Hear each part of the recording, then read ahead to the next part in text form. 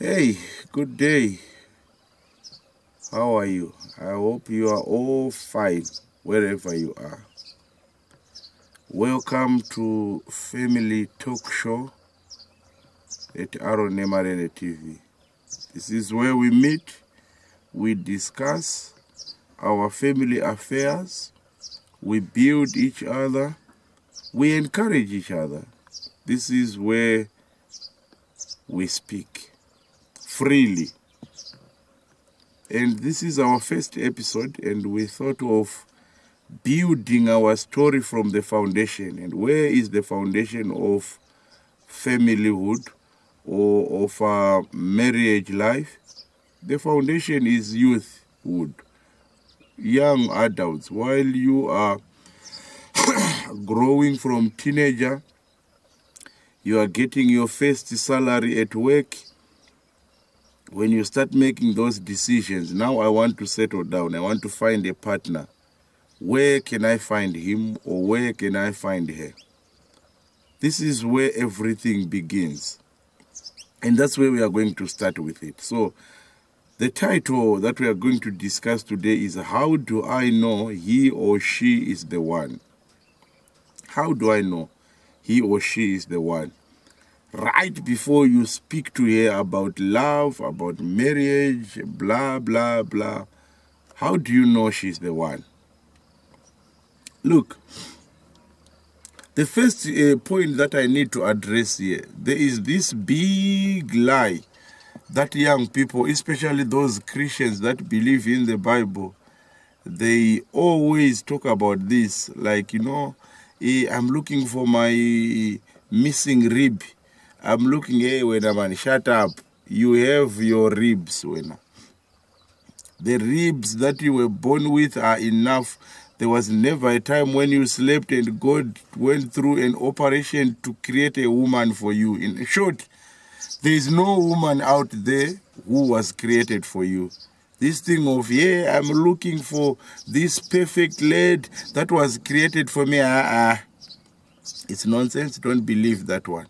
What we have is a world full of men, young men, and full of young women. You pick from those that God created and you find your favorite, you take her, you work hard to make her your own or to make him your own. You work hard. I always say relationships are a responsibility, not some funny games. They are responsibilities and we ought to work hard for them.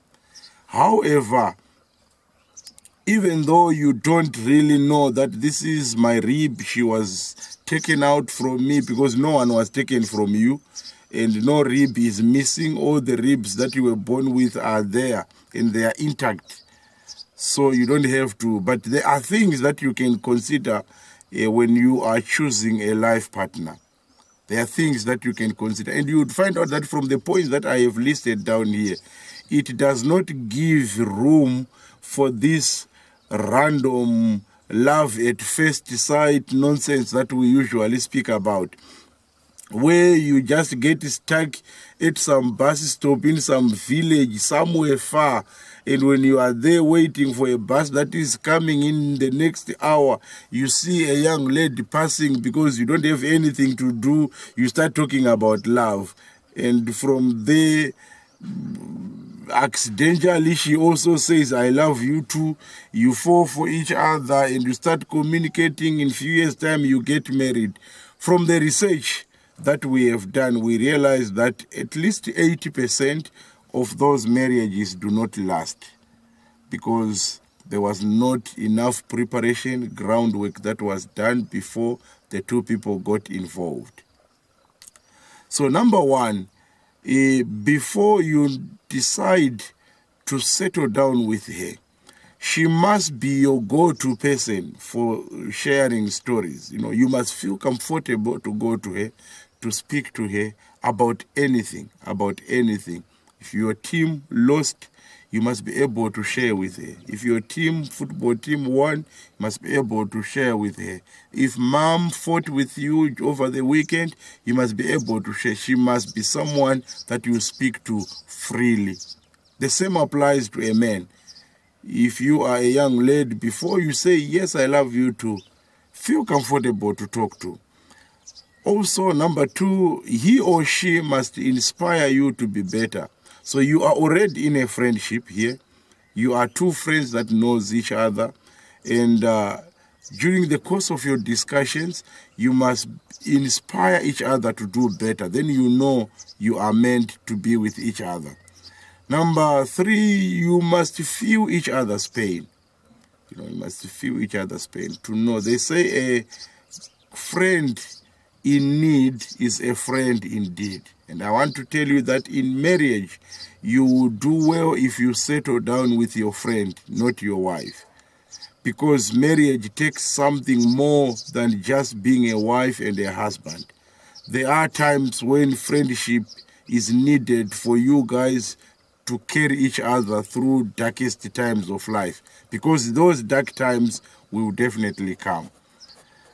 Also, you must not be afraid of having a conversation with the one that you are planning to settle down with. So before you tell her that you love her, be free. There must be a room where you can speak anything that you want freely without any fear. Then also, we cannot separate love with feelings. That's the reality of it. So you must be feeling it within yourself that this one is the one that I want to go with or I want to settle with.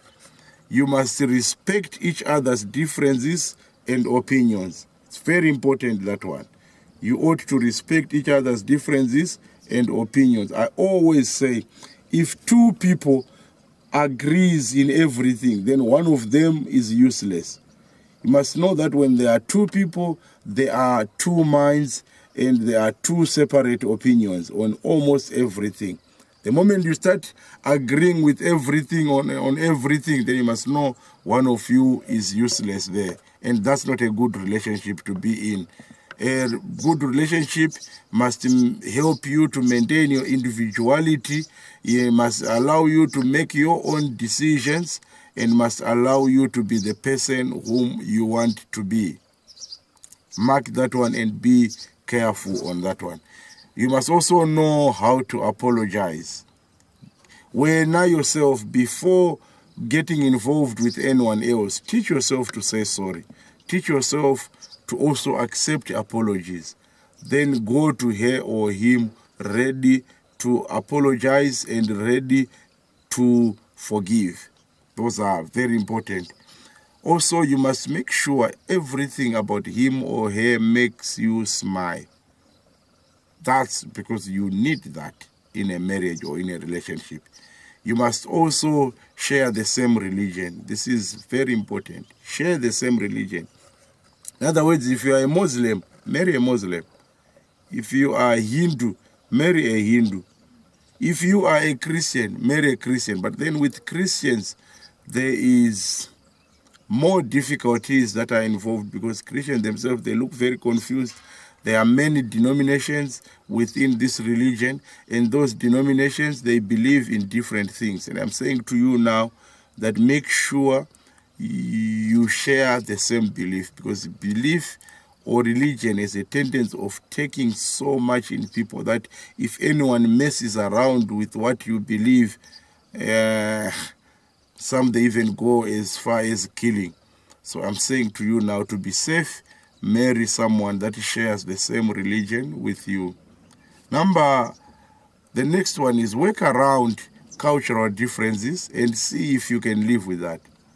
So I will not say to you, don't marry someone of the different culture. No, I would rather say to you, work around it. So if you are a white person and you want to get married to a black woman, or you are a white man, you want to get married to a black man, you want to get married to a white woman, just know that even after marriage, she's still going to be white and you are going to be black.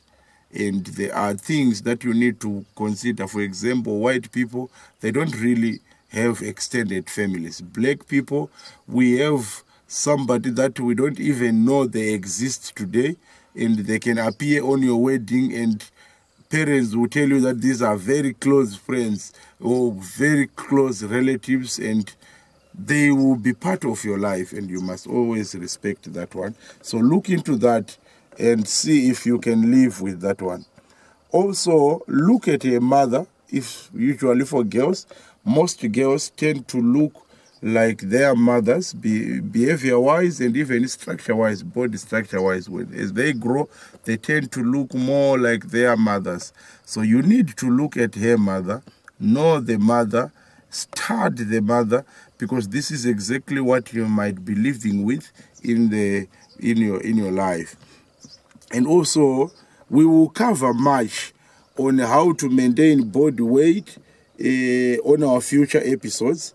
But just for now, it's important that I tell you that one of the reasons why we encourage you to look at the mother is because women tend to change a lot when they give birth, and because of all other.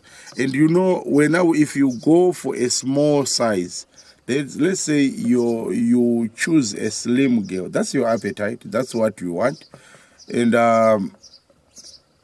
then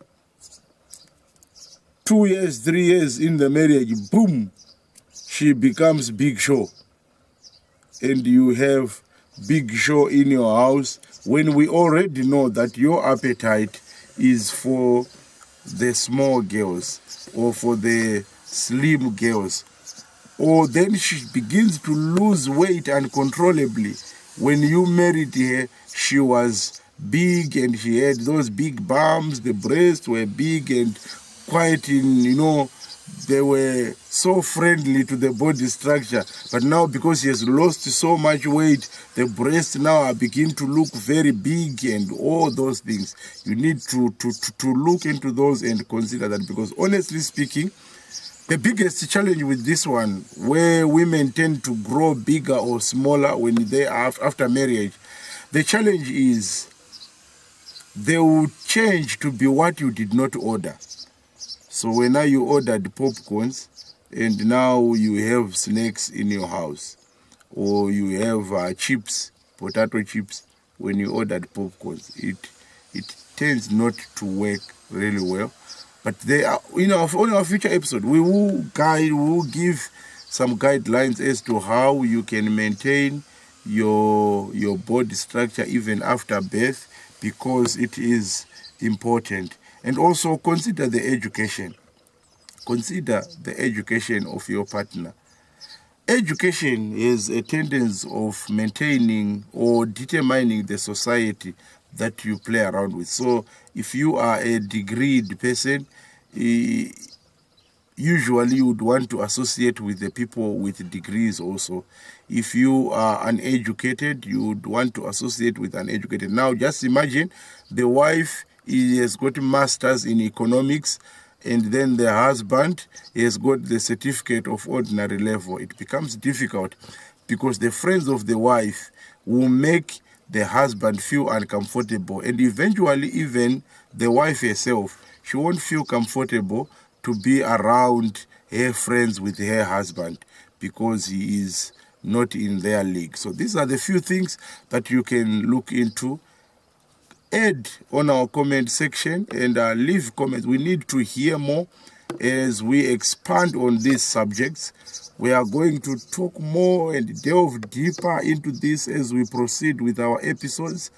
My challenge and my invitation is, come, let's be one family. Subscribe, share, and tell a friend. Because when we grow our family, we grow our ideas, and we grow our homes and our families to be the best. Wow, I love you. From your Eland Prince. Mwah. Take care of yourself. Till next time. Bye.